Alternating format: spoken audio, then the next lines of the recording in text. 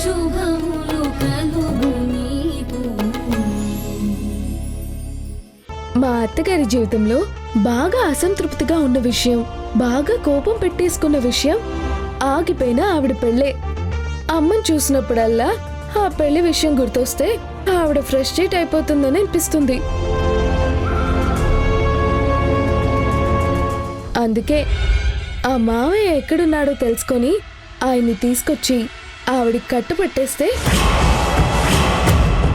అప్పుడు ఆవిడ ఫ్రస్ట్రేషన్ తగ్గి కంట్రోల్ అవుతుందని. హాసిని, హాసిని,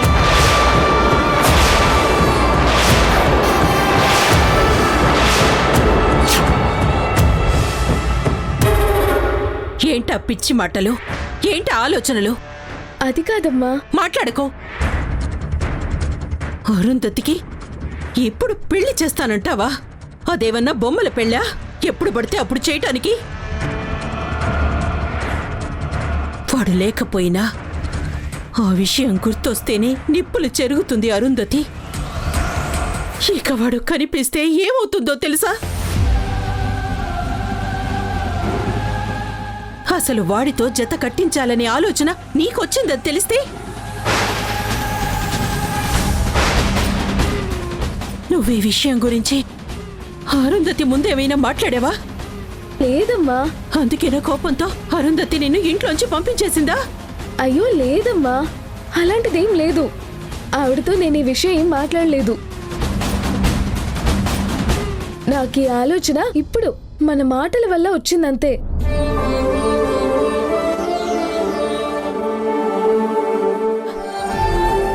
చూడమ్మా, ఎప్పుడూ అరుంధతి దగ్గర ఇలాంటి విషయాలు మాట్లాడకు. మాట్లాడితే ఈ దూరం రాజస్థాన్కి, మన ఊరికి ఉన్నంత దూరం అయిపోతుంది. లేదమ్మా, నేనేం మాట్లాడను. అయినా అక్కడ నాకింకో విషయం తెలిసింది. మాట్లాడేదాన్నైతే ఆ విషయాల గురించే మాట్లాడేదాన్ని. ఏంటా విషయం? విక్కీ, రేఖ మా అత్తగారికి పుట్టిన పిల్లలు కాదంట, ఆవిడ చెల్లి పిల్లలంట వాళ్ళు.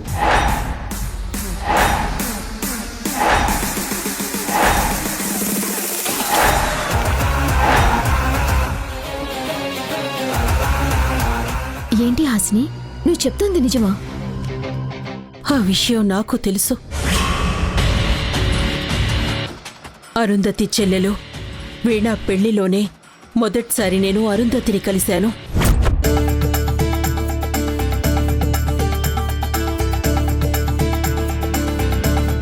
నమస్కారం కైలాష్ గారు. నమస్తే అండి. నీకోసమే ఎదురు చూస్తున్నాం. లేట్ అయిందా అండి? కరెక్ట్ టైంకే వచ్చారండి.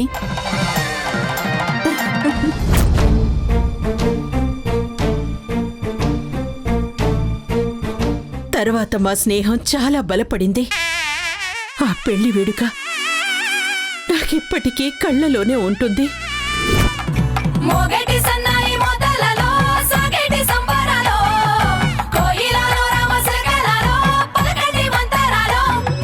కళ్యాణం గమనీయం, ఒకటయ్యే వేళనా వైభోగం. పెళ్ళైన తర్వాత సంవత్సరానికే విక్కీ పుట్టాడని తెలిసింది.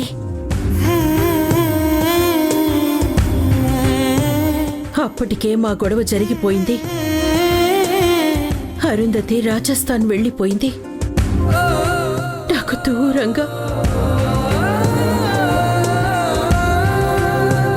అమ్మా, ఈ ఓవర్ సెంటిమెంట్స్ చూడలేకే నేను ఇక్కడికి వచ్చాను. నాకు బాగా ఆకలిగా ఉంది, టిఫిన్ పెట్టు ముందు. రా.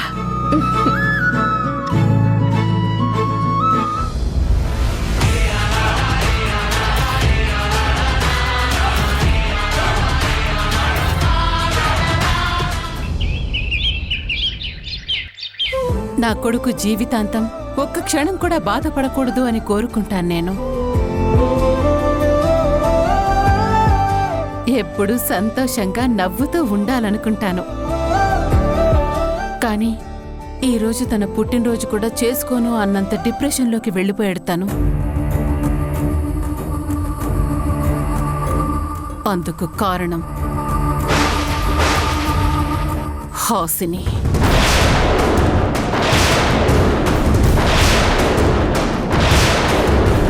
నేను నా కొడుకుని ఒప్పించి చేస్తున్న ఈ పుట్టినరోజున నా కొడుకు సంతోషాన్ని ఎవరైనా ఏ కారణం చేతైనా చెడగొట్టారో వాళ్ళకి పనిష్మెంట్ ఇవ్వకుండా వదిలిపెట్టను.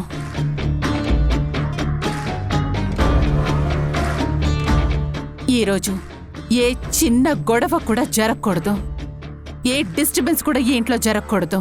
నువ్వు దాని గురించి ఆలోచించుకు అరుంధతి. ఈ పుట్టినరోజు చక్కగా జరుగుతుంది, ఎందుకంటే హాసిని ఇంట్లో లేదు. ఈ ఇంట్లో ఏ హ్యాపీనెస్ నైనా చెడగొట్టే చెదపురుగు ఆ హాసిని ఒక్కతే. ఆ పురుగు ఇంట్లో లేకపోతే అంతా హ్యాపీగానే జరుగుతుంది. అసలు తనని మనం అందరూ ఇంట్లో మనిషిలా కౌంట్ చేస్తున్నాం కాబట్టే తను ఇక్కడ ఉండగలుగుతుంది. నిజంగా చెదపురుగులాగే చూసి దానికి తగ్గ మందు కొడితే తనంతట తనే పర్మనెంట్గా బయటికెళ్ళిపోతుంది.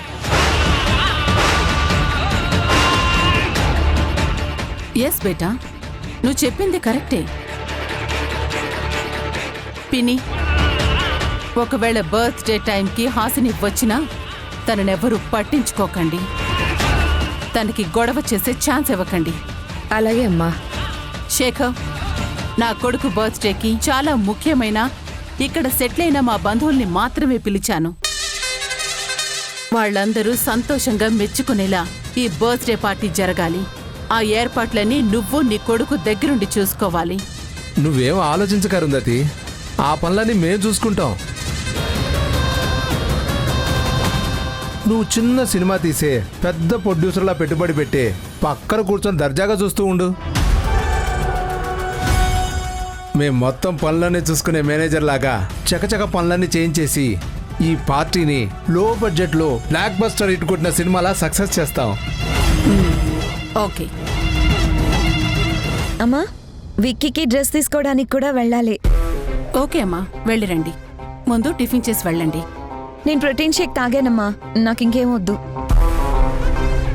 విక్కీ, ఒక 10 minutes నేను డ్రెస్ చేంజ్ చేసుకొని వస్తాను. ఓకే, ఒక గంట మేకప్ కొట్టుకోకుండా త్వరగా రా. ఓకే.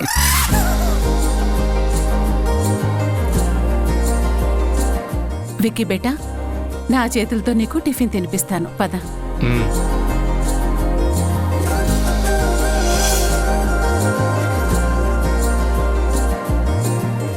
ఆహా, నిన్ను చూస్తుంటే మాతృదేవోభవ సినిమాలో మాధవిలా కనిపిస్తున్నావమ్మా.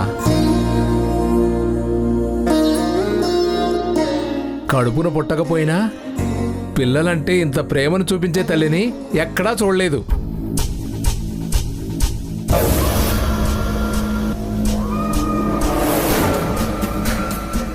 అమ్మతనం అంటే ఇదే కదా. శేఖర్, ఇంకెప్పుడు మేం మా అమ్మ కడుపున పుట్టలేదు అని అన్నద్దు. అలా అంటే నీకు పుట్టగతులుంటావు. లేదు బాబు, అన్నం ఇంకెప్పుడు అన్నం. శేఖర్ని కోప్పడితే ఉపయోగం ఏంటి విక్కీ? ఆ కృష్ణ తులసి పెళ్లి అనే మాట తలపెట్టి నా జీవితాన్ని నాశనం చేసింది. పెళ్లి కాకుండానే నేను తల్లినయ్యేలా చేసి మాయని మచ్చ నా మీద పడేలా చెయ్యాలని చూసింది. ఆ రోజు సౌవడుందే గొంతులోనా ప్రాణముందే, ఊపిరి మాత్రం ఉన్న పళంగా పోతున్నట్టుందే, ఉక్కిరి బిక్కిరి చేసే బాధే చుట్టుముట్టిందే.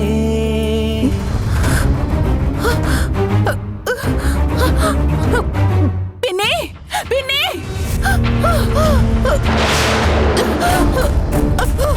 నొప్పి. అరుంధతి, అరుంధతి, అమ్మా, పిన్ని. అమ్మ అరుంధతి, ఓర్చుకోమ్మా, కొంచెం సేపు ఓర్చుకో. అరుంధతి, డాక్టర్ త్వరగా చూడండి, ఏమైందో చెప్పండి. అమ్మా, అమ్మ అరుంధతి, పిన్ని నొప్పి.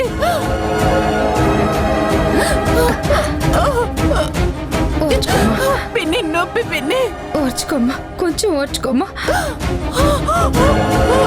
నొప్పి, కొద్దిగా ఓర్చుకోమ్మా, ఏం కాదు. నొప్పి భరించలేకపోతున్నాను పిన్ని. కొద్దిగా ఓర్చుకోమ్మా, కొద్దిగా ఓపిక పట్టమ్మా.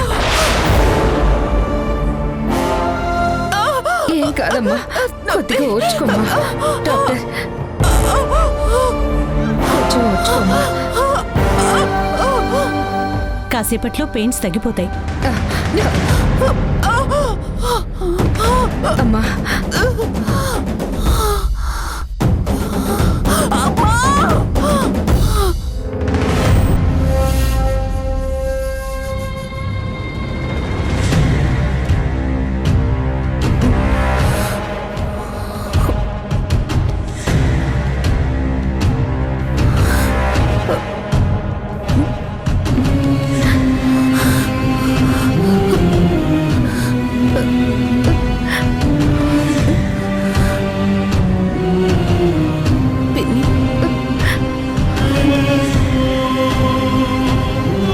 పుట్టగానే బిడ్డ చనిపోయిందమ్మా.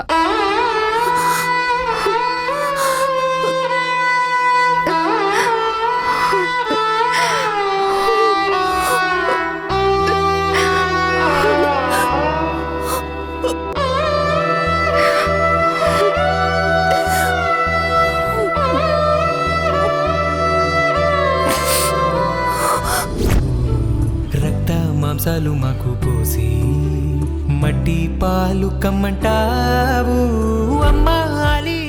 ఆ తప్పు నాదే అని నా బిడ్డ కూడా నమ్మినట్టుంది. తెంచి లోకంలోన ఏది లేదంటూ నీ వెంట అందుకే సుకుపోతావు. నా మీద కోపం వచ్చి ఈ అమ్మ పొత్తెళ్లలోకి రాకుండా, నా కంటి చూపు కూడా తన మీద పడకుండా ఆ దేవుడి దగ్గరికి వెళ్ళిపోయింది. ఓరోరి దేవుడో ఎన్నెన్ని సితారాలు సేతావు నీ రాతలో. నీ సేతి బొమ్మలా ఈ నేల మీద మేము ఆడాలి ఎన్ని ఆటలు. ఓరోరి దేవుడో ఎన్నెన్ని సితారాలు సేతావు నీ రాతలో. నీ సేతి బొమ్మలా ఈ నేల మీద మేము ఆడాలి ఎన్ని ఆటలు. తినమ్మా. అమ్మా అరుంధతి, చనిపోయిన బిడ్డ గురించే ఆలోచిస్తున్నావో, చెడిపోయిన నీ బ్రతుకు గురించి ఆలోచిస్తున్నావో మాకేం తెలియట్లేదమ్మా. బిడ్డ పోయిన రోజు నుంచి నీ నోట మాట లేదు, నీ కడుపులోకి పట్టెడు ముద్ద పోలేదు. నీ బాధ మేం చూడలేకపోతున్నాం తల్లి. అన్నయ్య వెళ్ళిపోయాడు, నీ బిడ్డ పోయింది. వాళ్ళిద్దరితో పాటే ఈ ఊరితో మనకున్న బంధం తెగిపోయింది. ఇక మనం ఇక్కడ ఉండాల్సిన అవసరం లేదమ్మా. ఇక్కడే ఉంటే ఈ జ్ఞాపకాలే నీ మనస్సుని ముసురుకుంటూ ఉంటాయి.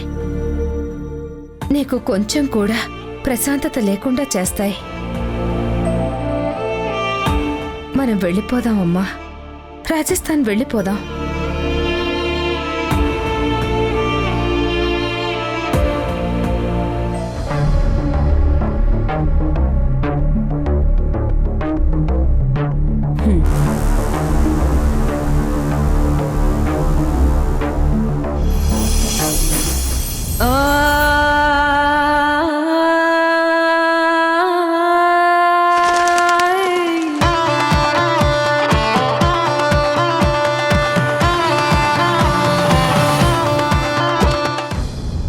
ఎటువైపో ఎటువైపో జీవితమే ఎటువైపో, కడవరకో నడివరకో జీవితమే విధి వరకో.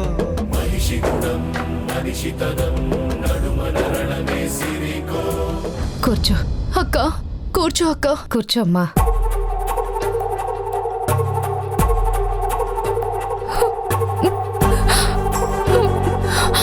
ఎందుకు ఏడుస్తున్నావు?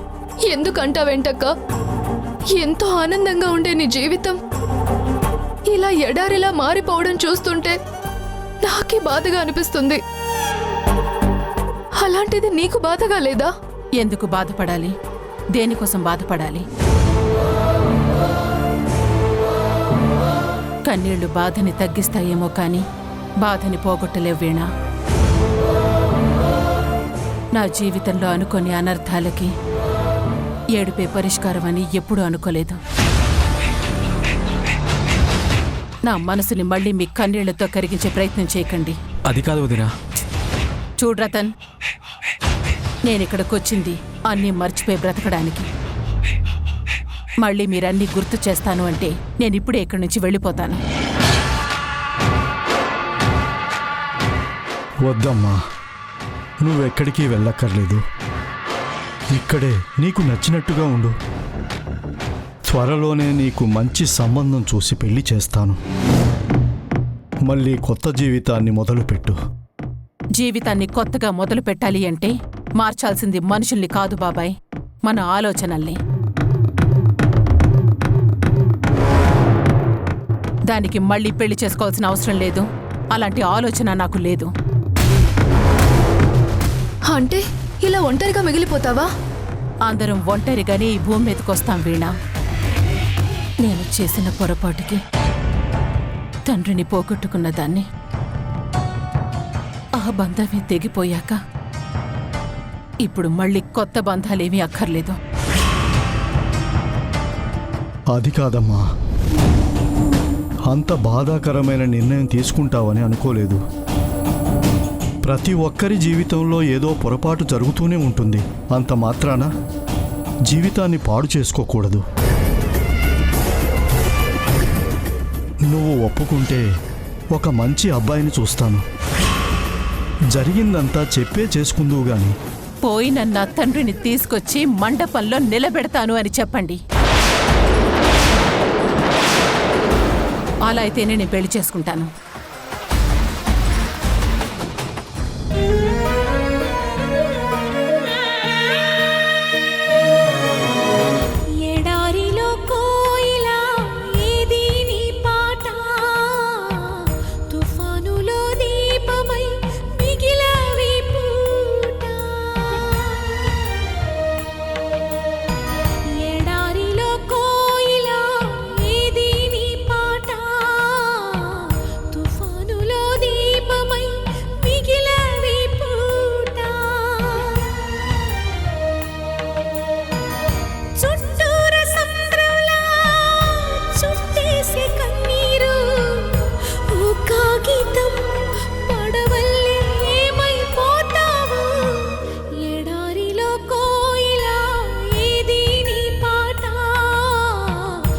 ఏమైందమ్మా?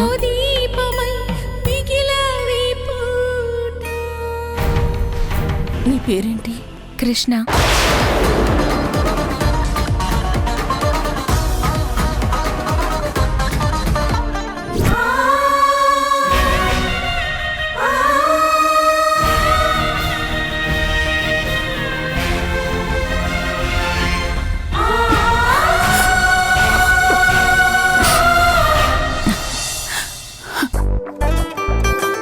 నువ్వు తిని విక్కి.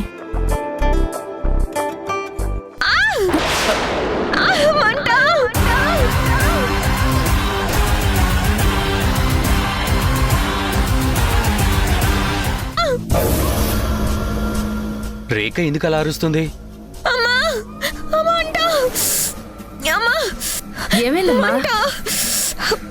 రేఖ, రేఖ, రేఖ, రేఖ ఏమైందమ్మా? ఏం తిన్నావమ్మా? ఏమైంది రేఖ? నేనేం తినలేదమ్మా.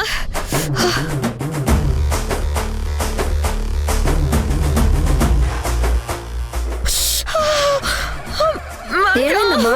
రేఖ, పెదాలు మండిపోతున్నాయమ్మా.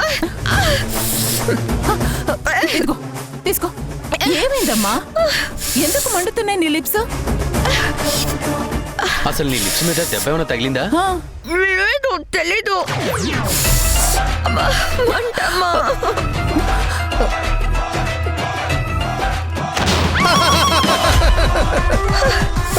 అమ్మ రేఖ, నీ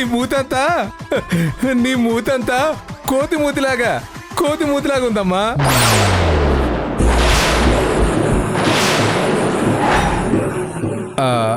అంటే అది మానవ సహజంగా మరి. సారీ, క్షమించండి. రేఖ, అసలు ఏమైంది? అది అమ్మా, నేను లోపలికెళ్ళి ఫ్రెష్ అయ్యి జస్ట్ లిప్స్టిక్ పెట్టుకున్నానంతే. ఒక్కసారిగా లిప్స్ అంతా ఒకటే మంట, కారం పోసినట్టు అయిపోయింది. నువ్వు యూజ్ చేసిన లిప్స్టిక్ ఏది? అది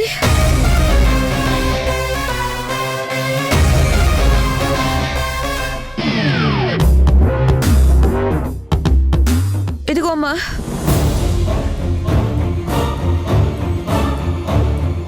ఏది ఒకసారి ఇటు.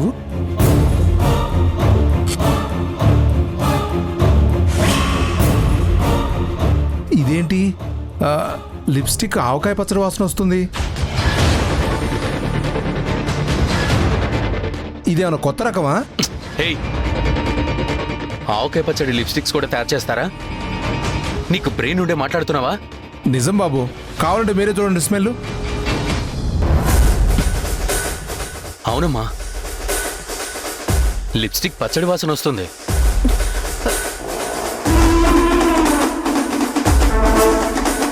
నువ్వు ఆవకాయ పచ్చడి తినలేదు. నీ రూమ్ లో ఉండే లిప్స్టిక్స్ కిచెన్ లో ఉండే పచ్చడిలో పడే అవకాశమే లేదు. మరి ఆ రెండు ఎలా కలిసే?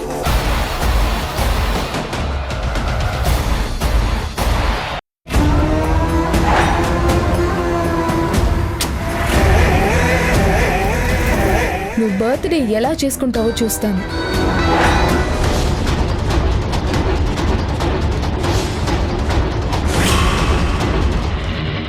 సాయంత్రం మనం అల్లుడి పుట్టినరోజుకి వెళ్తున్నాం. అలాగే వెళ్దామమ్మా. ఆగండి ఆగండి ఆగండి, నేను విక్కీ కోసం ఓ అద్భుతమైన గిఫ్ట్ తీసుకొచ్చాను.